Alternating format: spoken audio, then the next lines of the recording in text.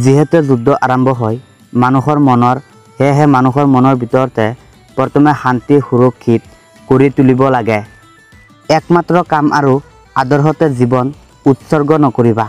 মানসিক সম্পৰ্কই হ'ল জীৱনৰ শ্ৰেষ্ঠ সম্পদ। সেয়া মই বৰ পলমকৈ গম পালোঁ।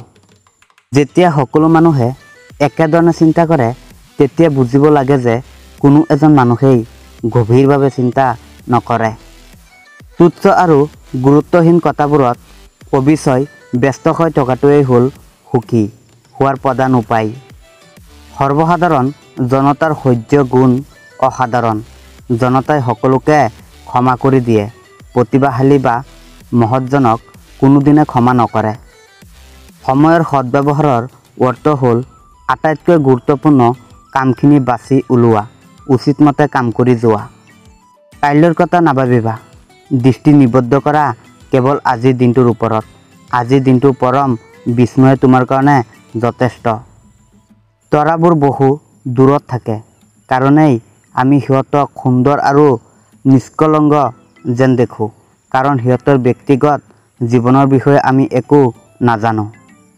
এজন পুৰুষ বা মহিলাৰ বংশ পৰিচয় জনাৰ একমাত্ৰ উপায় হ'ল কাজিয়াৰ সময়ত তেওঁ দেখুওৱা আচৰণখিনি।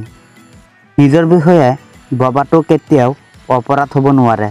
মই এটা কথা সদায় জানো, প্ৰকৃতে নিজৰ বিষয়ে নভবা মানুহজনে একোকেই নাভাবে। আমি যি জানো সেইখিনি জানো বুলি জনা আৰু আমি নাজানো তাক নাজানো বুলি জনাটোৱেই হ'ল প্ৰকৃত জ্ঞান। কোনোদিনে প্ৰলোভনৰ সন্মুখীন নোহোৱালৈকে তেওঁনো কিমান অসৎ সেয়া কোনোদিনেই বুজি নাপায়। যি মানুহে নিজৰ কৃতকাৰ্যতাৰ কাৰণে আনক দোষাৰোপ কৰে তেনে মানুহে নিজৰ কৃতকাৰ্যতাৰ কাৰণেও আনকেই কৃতিত্ব দিয়া উচিত। জ্ঞানৰ সেয়া পৰীক্ষা প্ৰমাণ বা যুক্তিৰ সন্ধান নকয়, বিশ্বাস কৰিবলৈ শিকায় হ'ল তাৰ বুনিয়াদ।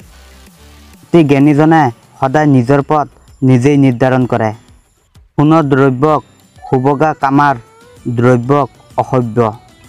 ব্যাপক জ্ঞান নথকা লোকৰ হাতত বিদ্যাৰ ক্ষমতাৰ পৰা অনুচিত।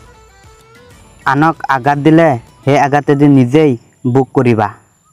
নমস্কাৰ মৰমৰ বন্ধু বান্ধৱীসকল, ভিডিঅ'টো কেনেকুৱা হ'ল নিশ্চয় কমেণ্ট কৰি জনাব আৰু যিসকলে এতিয়া চেনেলখন ছাবস্ক্ৰাইব কৰা নাই প্লিজ ছাবস্ক্ৰাইব কৰি দিবা আৰু লগতে এটা লাইক কৰি দিবা। জয় আই অসম।